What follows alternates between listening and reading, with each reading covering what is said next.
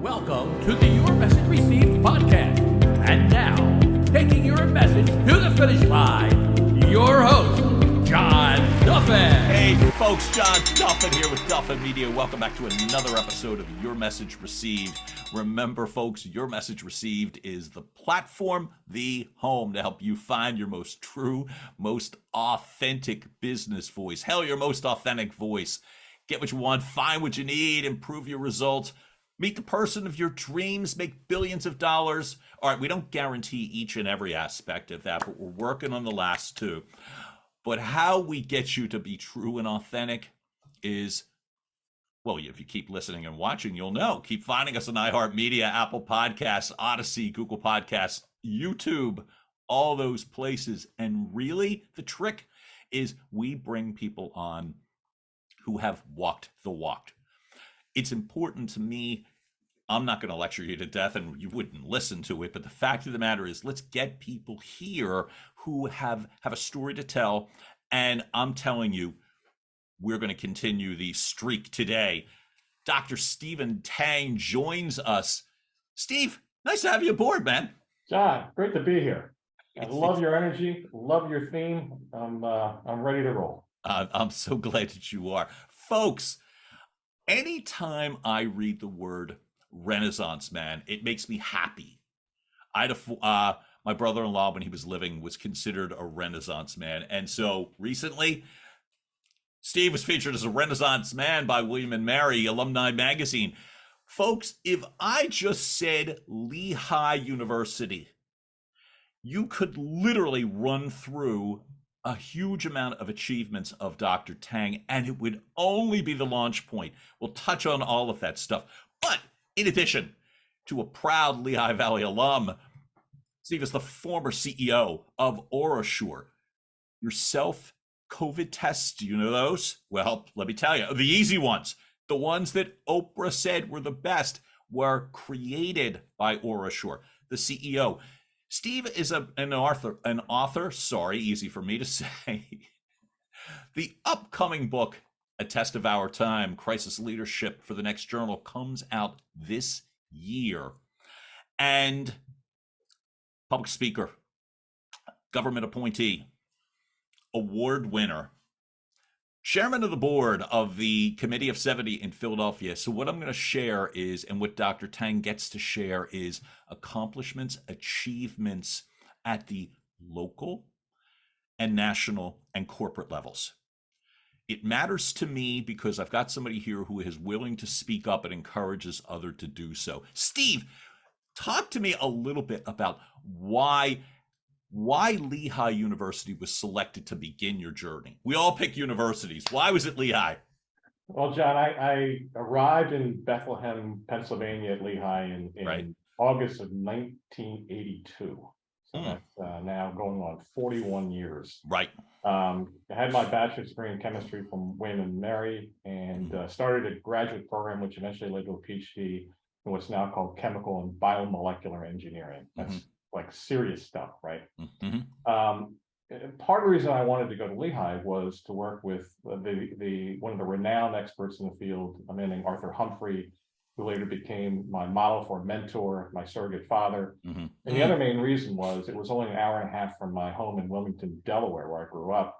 Gotcha. At the time, my father was dying of a very rare cancer, and it turns out that he died that fall. So it was important for me to be close to home. Part of my story, though, between undergraduate and graduate school is I considered being a Catholic priest. Wow. Okay.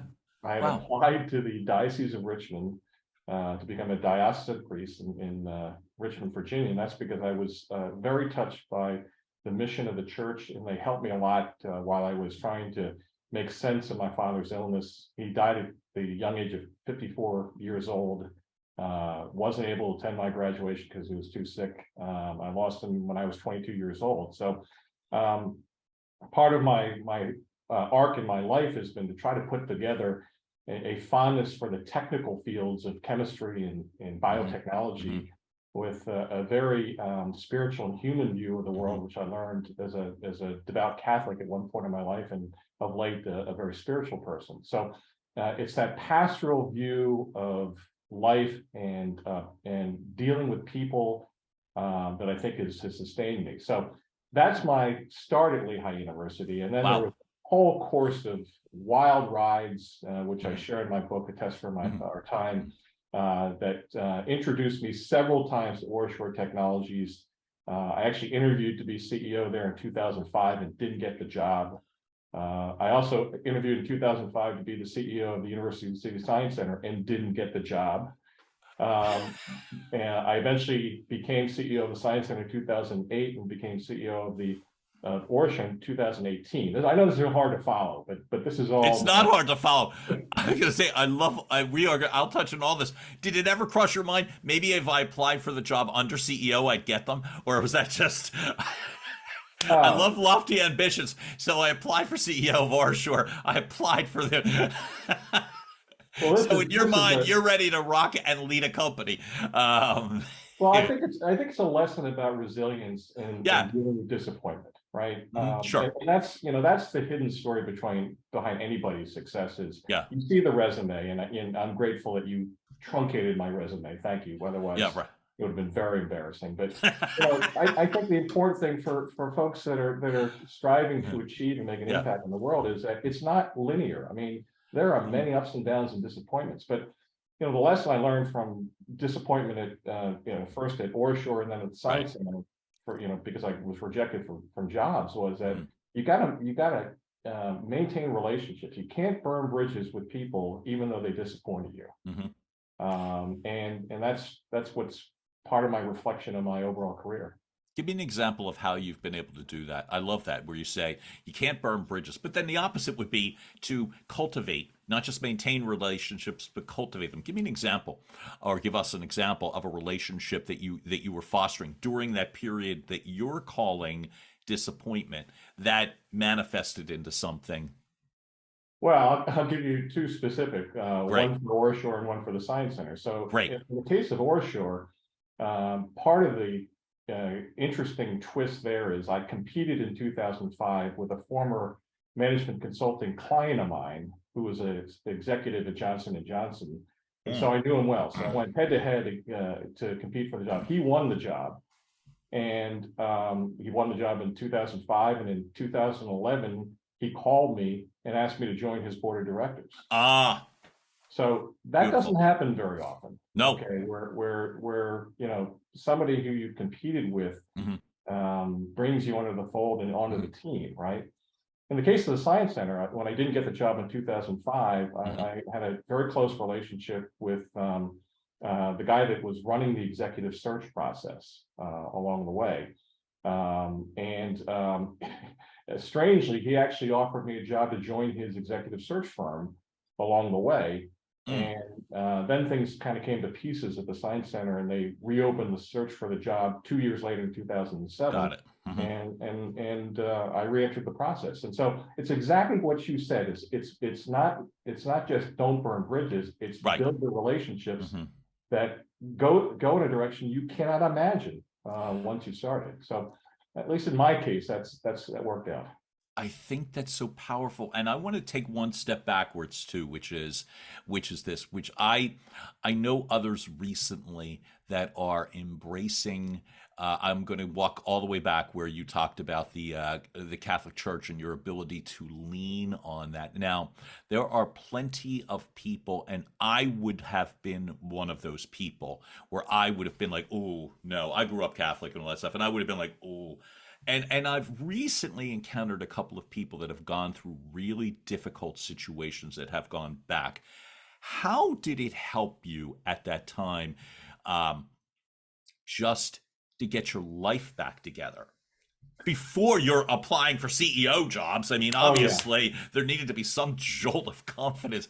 How specifically can you think about that it helped, because it wouldn't have been the most popular opinion for a lot of people if you were seeking that? How did it help Well, you? there's even a backstory there. Yeah, yeah. So I feel like you're opening these trap doors, and I'm kind of running through them to No, I want what's to know there. because I feel like people to me, I feel like people need to know that there are outlets and that you don't necessarily have to just take the path that everyone, so to speak, the peanut gallery all votes for. And that's why I like it. Yeah. So let me give you some context. I mean, I'm the son of immigrants from China, Hmm. and Hmm. and there's a diaspora of religion in my family. Okay, so Right, right. my father's parents were Buddhist. Hmm. My mother's father was Southern Baptist. Yeah, In fact, yeah. he taught Sunday school at First Baptist Church in Washington, D.C. In the 1970s. One of Right. his students was a guy named Jimmy Carter, I was who gonna say he seemed remember to turn out that. okay. Yeah. Now, my parents raised us United Methodists, Mhm. and I was not particularly attached to the religion. But when I went to college, and then my father, was diagnosed with cancer, my Mhm. roommate at the time was a devout Roman Catholic, and he just said, "Hey, why don't you Mhm. come with me? Maybe, Mhm. maybe this will help you." And I grew up to have a fondness for the church. I actually converted to become Roman Catholic when I Mhm. was in college. And I went home and kind of shared that with my mother and father. And to my utter surprise, Right. both of them converted to become Roman Catholic as well. The Southern Baptist teacher, as Correct. well as the Buddhist. See, that's Yeah. the only reason I ask is that it's like it's the old cliche, whatever gets you through. It's like it's important because I truncated your bio.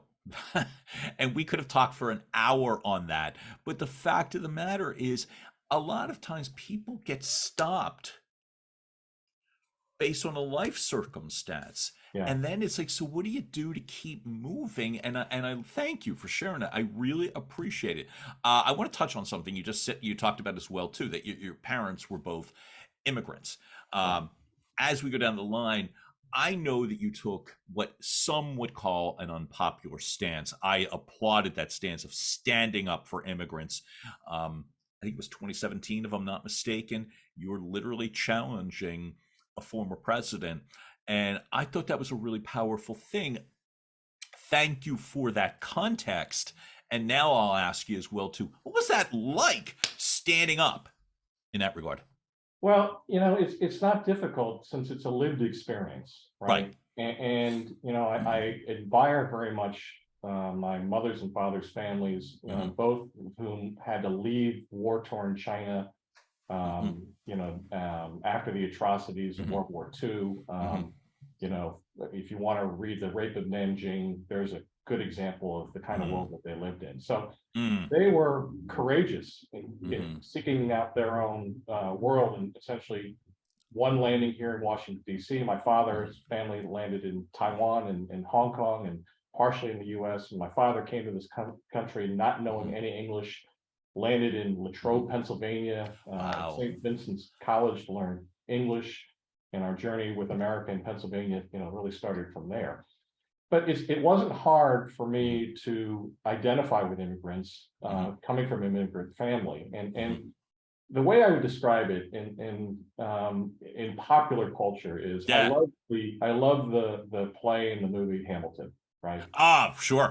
And some great lines from there. Hmm. Immigrants, we get the job done, right? Yeah. There's a Yep. long history in this country of people that have the immigrants and entrepreneurs experience at the same time, and that was what I was trying to speak to. But Hmm. just going back to Hamilton, I love the story because it tells a story of an outsider, Alexander Hamilton, Hmm. the bastard son from Nevis, the island of Nevis, coming to this Hmm. country in his lifelong feud with Aaron Burr, right? Mm. And the most remarkable twist of that story that I love, which has really fortified me, is that Hamilton was actually the outsider, right? Hmm. Hamilton was the immigrant, the bastard son, Hmm. the politically you know awkward Hmm. person, spoke out too much. And Aaron Burr was the son of society in Princeton, New Jersey, and he Hmm. was the outsider. Right. He was the one that was preaching moderation and holding back. And that whole story turns the immigration experience on its head and tells you how consequential immigrants have been. I mean, Hamilton took on the enormous task of trying to consolidate America's financial system in the colonial era, right? Yep. Well, I can't think of, how would you do that as an outsider? And yet he did it. So there are tons of experiences for immigrants succeeding in government and business and culture and social work in this country, and I'm happy to speak up for them and me anytime.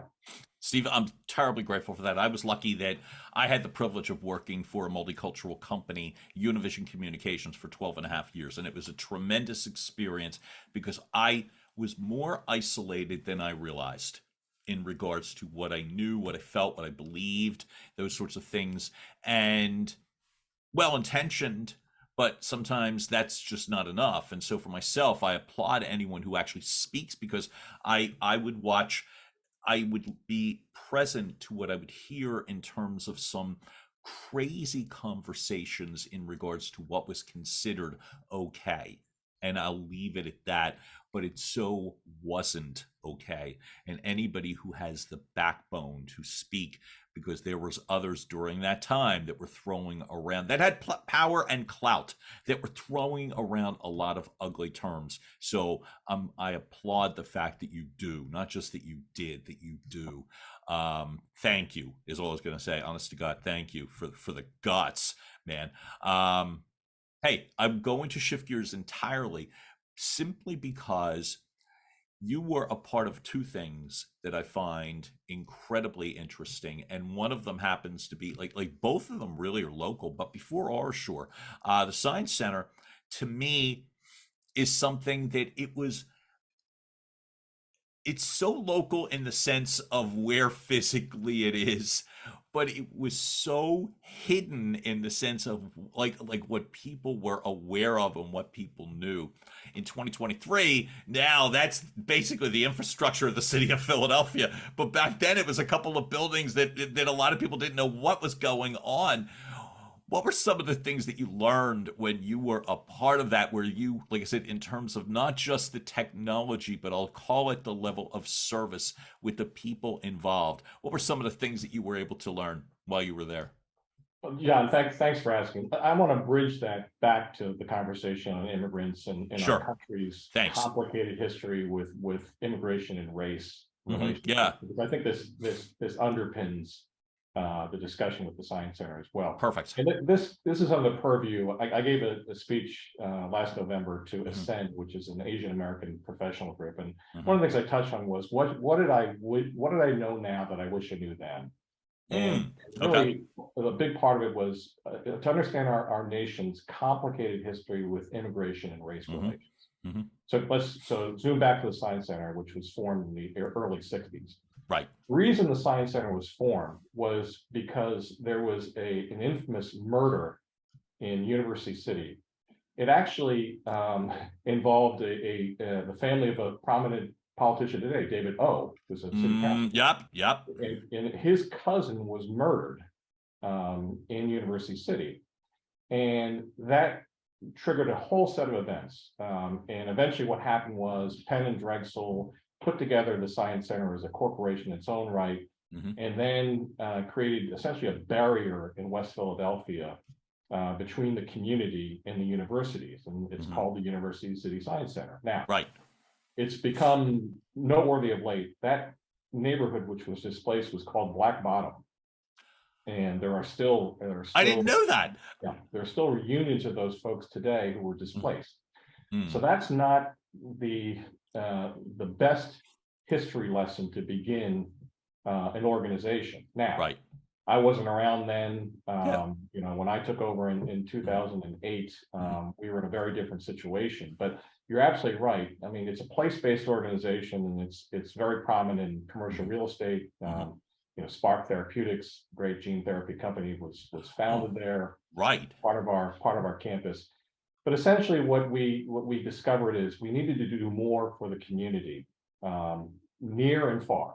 And so part of the global life science community for sure, but we also needed to reach out to the communities nearby, Mantua, West Paladin Village, some of the most impoverished neighborhoods in our city and invite them into our community.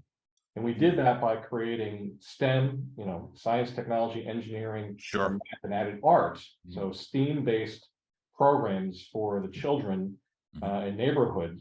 That eventually led to a deal that the Science Center did with Drexel University to land the Science Leadership Academy Middle School on our property. So you see how you can begin to put together pieces that bridge between the high-tech, high-rent environment of University City and neighborhoods nearby. So that's, I think, an important part of the evolution in the organization, which there's sustaining today. And now I think the focus these days is more on opportunity, inclusive opportunity in high technology areas like life sciences, but also to raise the employment level and education level in the local community. I find that incredible, and I also find it slightly unusual, and maybe it isn't. Maybe everybody does that, but it doesn't feel that way. And what I mean is that sense of the inward outward, right? That not just the innovation. We need to invent things. We need to make, lives better. But the inviting people in, when you talked about Mantua, when you talked about Powelton, and it's like those areas. I'm a lifelong Philadelphia resident, and I can remember, and I've lived in Center City for, oh my gosh, it's over 26 years. But what I can also remember is those areas where I felt like siloed a little bit, like separate and away and all that sort of thing. The idea to invite the neighborhoods in, why did that matter, do you think? Well, I was haunted when I first took the job at the Science Center Right. with the fact and reality that Philadelphia was the largest poor city in America. Right. And that Right. the economic divide across our city and our neighborhoods was so stark.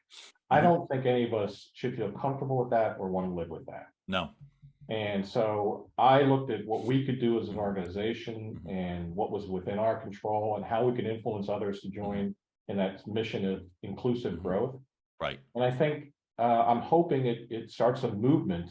I hope the next mayor will take this up as well, to create better economic opportunity and bridge the economic gap within the city. I think that's the only way Philadelphia is going to survive and thrive in a set of chaotic circumstances in the coming years.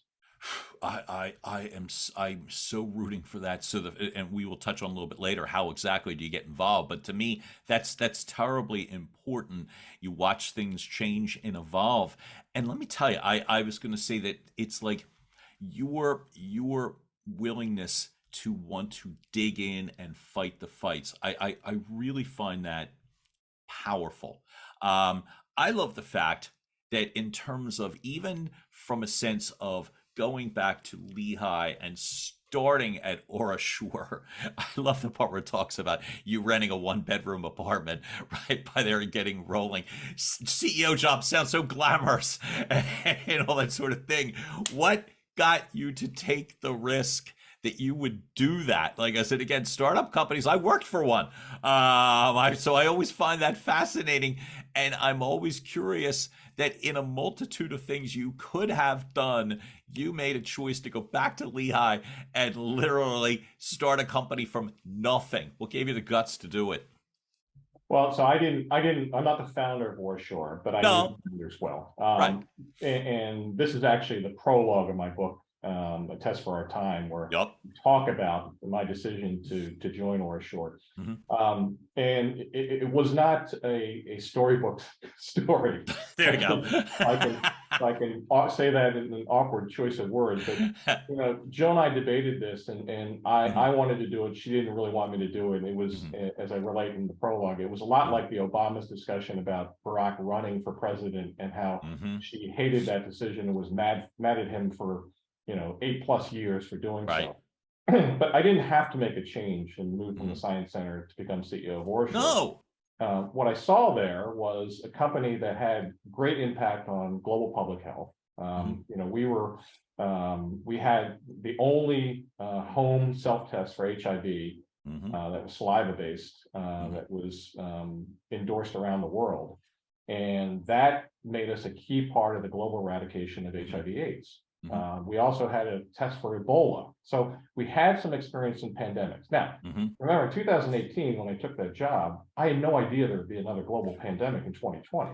Well, who did? So therefore, Um, right? Yeah, sure. Exactly. And so part of what the book is about and what the Yeah. story is about is how did we recognize that we can make a difference in the global fight against COVID-19 with the resources that we had that eventually led to transforming the company to new heights in terms of revenue and buildings and people and business, et cetera, with the teleswab, which is our COVID-19 rapid test.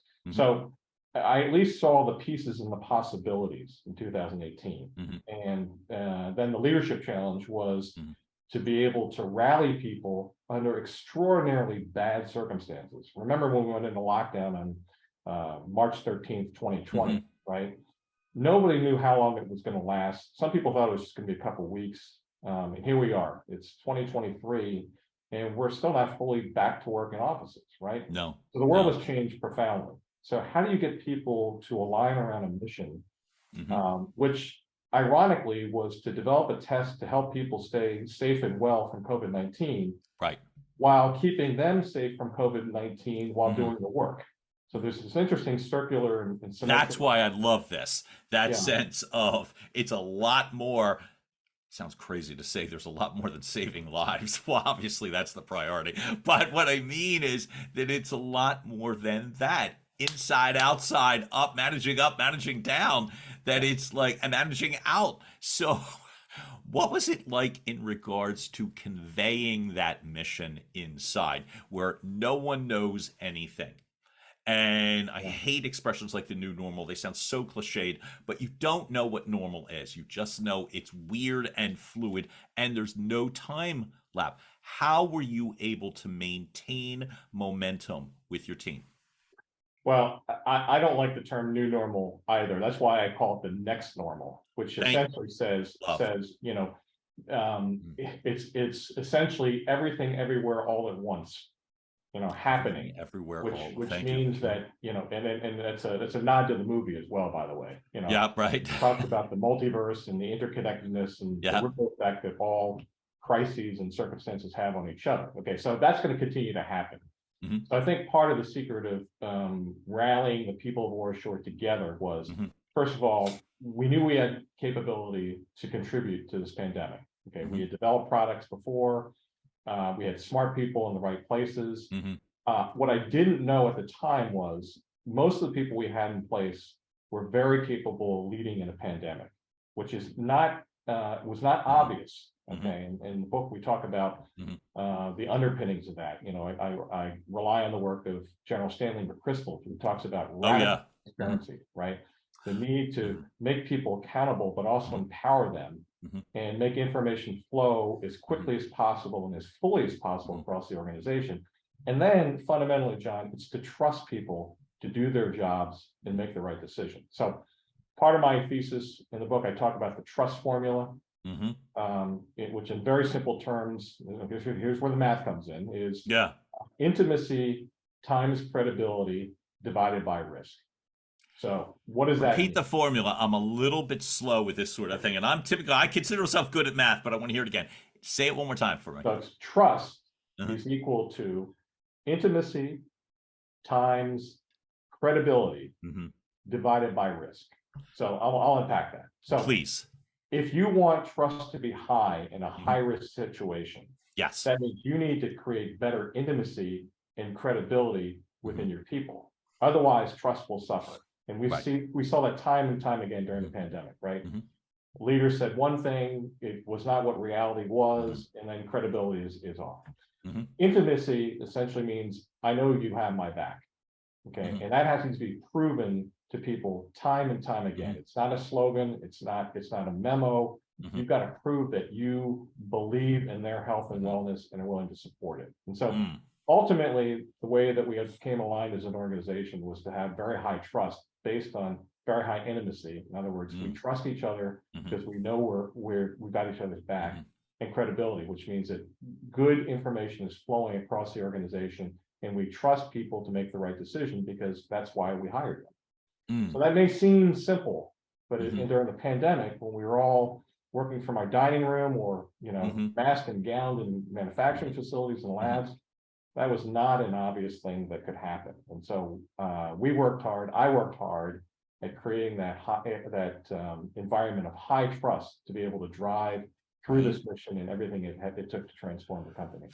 So you refer to when you talk about General McChrystal, and you talk and McChrystal calls the model empowered execution. Is that in terms of what you mean in terms of the result that you get out of this? Yes. Okay. Yeah. So essentially means is so let me contrast it. If Yeah. you were a command and control leader, Right. then information flows up and down Hmm. until you make a decision. Well, Hmm. things were happening so quickly during the pandemic, and we were learning so much so quickly, Hmm. as a not as only as a company, but as a nation and as a world. Sure. The only way that we could have moved quickly and made Hmm. high quality, fast decisions is if we had the right combination of Hmm. information flow, empowerment, and Hmm. accountability for decisions. And so it was not a nice to Hmm. have. It was an Hmm. essential portion to being who we were. You never know that you have everything figured out, but I would ask you, when did you realize that, wait a minute, this might actually be working? This model is actually working. When did you realize? What was that like? Well, it happened in stages. I think it's Mhm. first, the case that the scientists made to be able to say, yeah, we can do this. Mhm. Okay, and here's what we need to do so. Mhm. And it was a big number. Mhm. They needed Yeah. a lot of money. They needed a lot of staff to make it happen. Mhm. Yep. We actually expanded our laboratory during the Mhm. pandemic. All Mhm. right, now think about how that could even happen. I mean, how did we get an architect to draw a plan? How did we get a construction firm to come in the middle of the pandemic to do all this? I mean, Safety, fiscal, all that sort of thing were all exactly, huge, huge roadblocks. exactly. So I had to trust that they had the credibility and Mhm. the alignment with their organization to be able to do that. Right. So I went from scientific design, then it went to regulatory approval, and then it went to manufacturing Mhm. and to marketing and sales. I mean, you know the cascade process throughout a Sure. Sure. corporation, how you Yeah. create revenue from products. Yeah. All those things had to happen in an environment where none of us were in the same room together. Mhm. Mhm. Okay, so it was. I think it happened in stages, and it happened in fits and starts for Mhm. sure. Mhm. But eventually we got there. I mean, the company is reporting, 2022 and into this year, record revenues. So it's proof positive, I think, that the approach has worked. I got to applaud the fact that coming from several multi-layer companies where yeah, you said walking through the chain, and you're right. I understand how you create revenue. That's what I did. But what I would also say is what I often didn't do or what I witnessed. So what I'll take my own personal accountability. I'll leave everybody else out of it. I'll just walk is having that sense of vision to communicate messages all the way up to each rung and all the way down each rung along the way so that everyone buys in.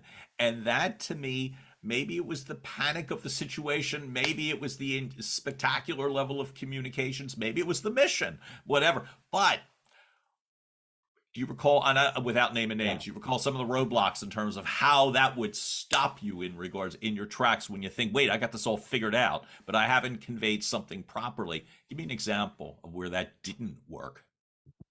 Wow. Well, there were fits and starts in the development of the product in Right. Teleswap. I mean, we originally thought it was going to be uh, uh, a swab that used your saliva. Hmm. It turns out the coronavirus doesn't want to live in your saliva. It wants to live in your nose. And so we had to Right. change approach to Hmm. move to the nose. So there were all sorts of trial and error and pivots that went on Hmm. through that development. Hmm. And we expressed that publicly along the way. So there were the normal technical challenges, the normal challenges of rallying people who weren't in the same room together, Hmm. all those things. But more profoundly, Hmm. this product, IntelliSwab, transformed the company. And so when Hmm. you have internal transformation, you always have the tension between doing things the old way and doing things the new way, right? Ah, yep, yep, yep. And the leader's job is to navigate that so that it's not tribal. right? That it's an objective discussion of what's the best way forward. So it's about what's right, not who's right, and not have a clash of egos and a clash of experiences stop you from making progress. And so that's a tricky thing to navigate. But I think one of the biggest key here, John, is that everybody in the company knew that there needed to be a test developed to make us all safe and well. Right. And I think ultimately everybody in the company said, why not us? Here we are, we have a set of capabilities. I want to get out of this pandemic as much as the next guy. Yeah, right. Let's work on this. There's an element of self-serving, prosperity that we all wanted to be a part of. I love that. Absolutely do. You say a line, and I think it's from the book, where you talk about a leader's role being more of a gardener than an order barker. So you were describing some of that process. Say the line, and I love the other. I want you to unpack the line, but you said something a moment ago. What's right, not who's right. I find it literally took me back a step, because that's where, to me, in regards to communications, things can get so difficult, because who's right designates to me winner and loser. And nobody wants to be on the wrong end of that. So I'll keep fighting until I win, so to speak. Right. But the what's right part, to me, I think, is a great shift that people can take away in regards to how do you have a conversation that, in essence, everyone buys in. Well, you can't afford to have things that are unspoken fester, right? And so part of the leader's job is to create a safe environment where people can get the issues out. And if there's an emotion involved in the issues, that they feel safe to get it out as well. So I spent a lot of time in one-on-one discussions with different perspectives and different camps on different issues to try to get to the heart of the issue and really do figure out what is right, not who is right. Now, could I have done it better? Of course I could have. In the heat of the battle, none of us are optimizing. We're just trying to get through it, basically. Well, like you said, even internally, you want to get the hell out of the situation. Yeah. So everything is fluid. And I feel like I said, in terms of the awards that were received, the revenue that was generated, is that it's a spectacular story. Now, obviously, because you talk about it in the book, is the upcoming book as well too, that not everybody, this is not always going to be one big happy family. So obviously there was tensions there too.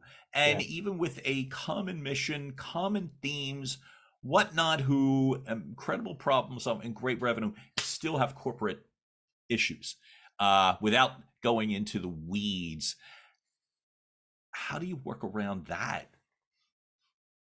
Well, that's a big question. I think, we hired a number of people during the pandemic who I never had met in person before. Right. So if you told me that would be a good hiring practice before the pandemic, I think I and many other people had said, no, that's not a good practice. And the notion that you needed to sit in the same room and look people in the eye, that went out the door also. I mean, I'm looking at you on the screen right now, which means I'm not looking you in the eye, because if I was looking in the eye, I'd be looking at the camera. Right? No, it would be. It's a lot of this. Yeah, exactly. So it means you've got to get an essence for the person, right, and that person's credibility and intimacy, and know that they've got your back and they have your back. You know, at any level of the company to make that happen. So that kind of stuff happens all the time. But we had the extra pressure of growing tremendously and also building buildings and manufacturing lines and adding people, et cetera. So there's a lot to that. But I think where the company is today, even in my absence, they've done exceptionally well. So there are going to be always challenges at a corporate level and people management level. But I think if I told you this story in 2019 and say, John, this is what's going to happen in the next couple of years, you would not have believed it. And I wouldn't have believed it either. Steve, from a most shallow perspective, every once in a while on social media, you get a picture that pops up. Hey, here's a memory from 2019. I say that because so I can absolutely recall I was at a conference, and I think it was 2020 or before lock, whatever the date of it was, weeks before. I'm at a conference in San Diego and everything's wonderful. I mean, 3 weeks.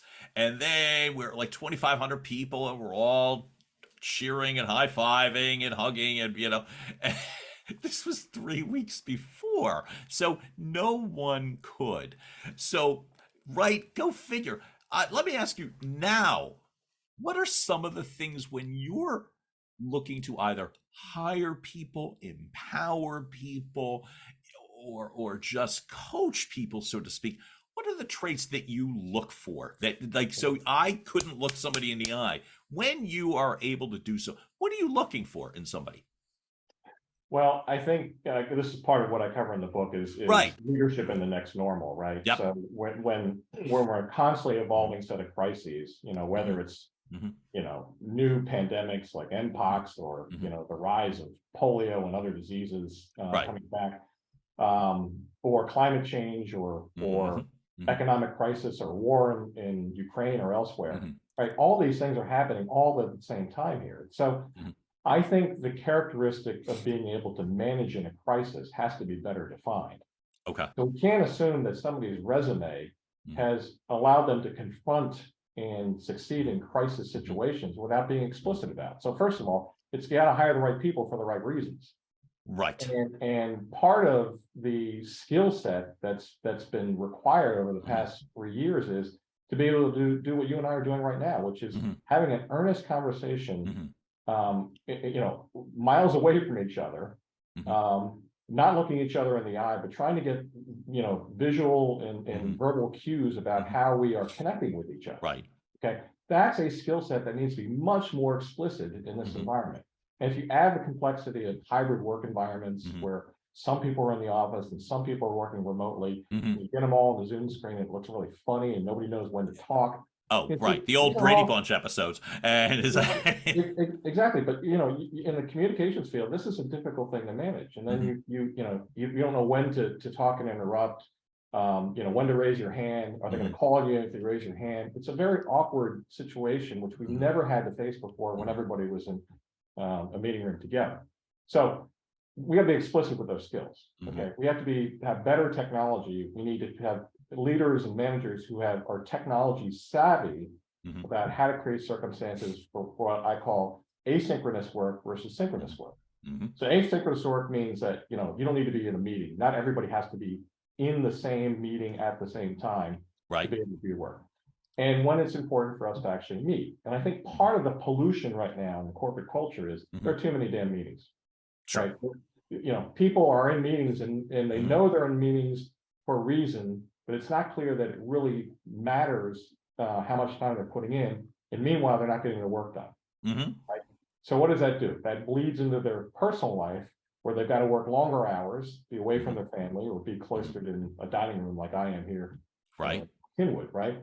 So we actually have to recreate the model of what it takes to be a leader in this environment Mhm. as a result of what we learned through the pandemic. And I think skills like first responders have, so firemen, Mhm. healthcare professionals, police, Mhm. military, Peace Corps volunteers, all these people that are used to dealing in high stress, low Mhm. resource environments where the focus is on critical needs and Mhm. victims Mhm. and service. All Service. those Yeah. things need to be better expressed. And so Mhm. I think we really have to put that focus and that burden on Mhm.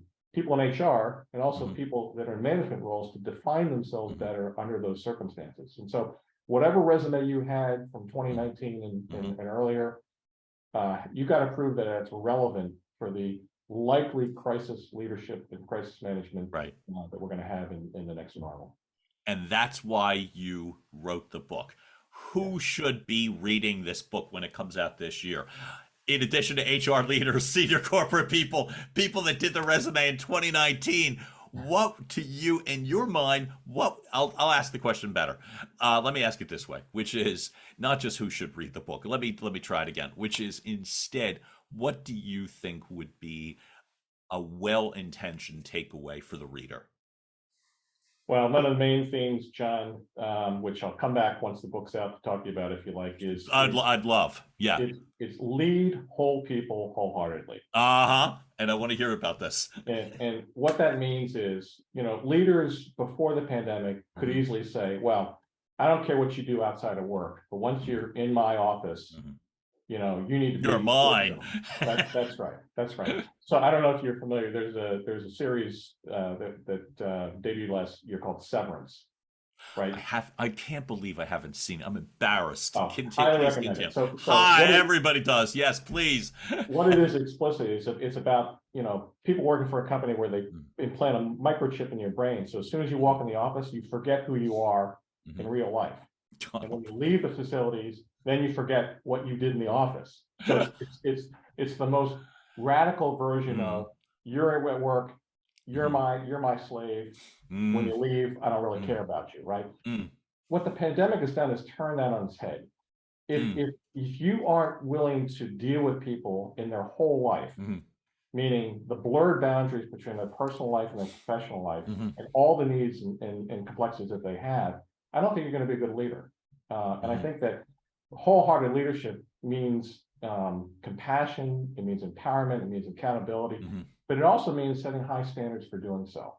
Okay. So this sort of complex formula for leadership, I think, is something that's going to need to play out over the coming years, and that's a central theme of the book. I can't wait to have you back for that. But before we let you go, you happen to be, my privilege of getting to know you is simply because I am biased in it to begin with, because you happen to be married to one of my favorite people in the world, who I always also believe has one of the highest levels and standards as it regards to the ability to not just communicate, but to extract the best out of people as they're communicating. And folks, if you happen to be anywhere within the Philadelphia region, you know the name of Jill Chernikoff, who's one of my all-time favorite people, an executive coach who also happens to be the former anchor of Fox TV in Philadelphia. So I get to know Steve because I see, Jill Chernikoff is married to Stephen Tang, so I guess I got to get to know this guy. What has Jill taught you that you feel like that would be relevant as it regards to your ability to communicate differently and or better? What has Jill taught you? Well, first of all, thank you. And obviously we're in the joint admiration. Right, the fan club, right? So I won't, first thing I learned about Jill is I won't speak for her. So if you want, you can have us both back on, we'll talk about that. But here's deal. Yeah. Here's the key, John. I mean, Jill is a remarkable person. We actually grew up 3 miles away from each other in Wilmington, Delaware, and didn't know each other our entire lives until we met as full-grown adults. Great. She's awakened to me a spiritual side, a communication side. Your message received could be her theme also, which is speak from the heart and make your voice be heard, but in a way that impacts people in very positive ways. And so I've learned a lot from her in our 5 years, going on 6 years of marriage right now. As I mentioned to you before we went on air, I said in my farewell to the people of Warshore that you may know me as your CEO, but trust me, when I go home to Philadelphia, I am Mr. Jill Chernikoff. Mr. Jill, hey, listen, there are way worse titles in the world than that one. But now you've got kids. So you've got adult kids. And I would be curious, maybe you don't speak for them either, and good. But what would it be that you get what would you like in terms of messages you could instill in now your adult kids? if the kids are willing to listen now, they're adults, but let's say they are willing to listen. What would you like to be able to instill? What message would you like to deliver to those kids? Well, it goes back to what I talked about, the immigrant's journey, right? Sure. So they were born in this country, raised in this country, probably had a different experience speaking people of color than I did. I've got grandchildren now that are, 1/8 Chinese, and they're a mixture of a lot of other heritages in between. Great. So that is not the primary anchor for them. Their identity is a minority. But what I think sustains them and sustains me and gives me great satisfaction is they are fearless in their lives. They see their world as anything is possible. There are no boundaries to where I live and where I work and what I do. There are no boundaries in terms of the impact I can have on the world. So they see the abundance of opportunity that I saw, but through a different lens in their generation. And what more could a father ask for than that? I don't think much more. Listen, you've been incredible, and I feel like in terms of conversations, we're just getting started. When is the book going to come out? When do we get to read? Well, it'll be out this spring. So Test for Our Time, Crisis Leadership for the Next Normal will be out this spring. We had a great pre-order campaign. Thank you for being part of that, John. You sold it out, right? I mean, so you literally hit it out of the park. Okay, great. So when's the next opportunity to buy this? It'll probably be in the April, May, June timeframe. But stay tuned to social media. I'll be sure to let everybody know when it's available on Amazon, Barnes & Nobles, etc. Perfect. And I'm going to also assume, in terms of the best way to reach you, I know you've got your website, and that link will be here as well too, in terms of reading and finding more about you. What are the best ways to keep in touch with you, to stay connected? My website is www.tang.ceo. That's beautiful. Exactly. Yep. And you can find ways to reach me there. But I'm also active on LinkedIn, Facebook, and a little bit on Twitter as well. So folks, we will have those links right at the bottom here to make your lives easier. Dr. Stephen Tang, thank you so much for making time for us today. Brilliant. And mostly thanks for the guts, and the kindness. You don't have to do any of that stuff, but you do. So thanks for all of it. And thanks for joining us today. It was an absolute pleasure. It's been my pleasure, John. Thank you. Hey, folks, and you just heard another episode of Your Message Received. Please keep liking, listening, watching, sharing the whole 9 yards, and we will keep delivering your best, most authentic voice. Thanks so much for joining us today. It's John Duffin with Duffin Media. Have a great rest of the day, and we will see you soon. Bye. Making its way across the finish line, Your Message Received has been a production of Duffin Media.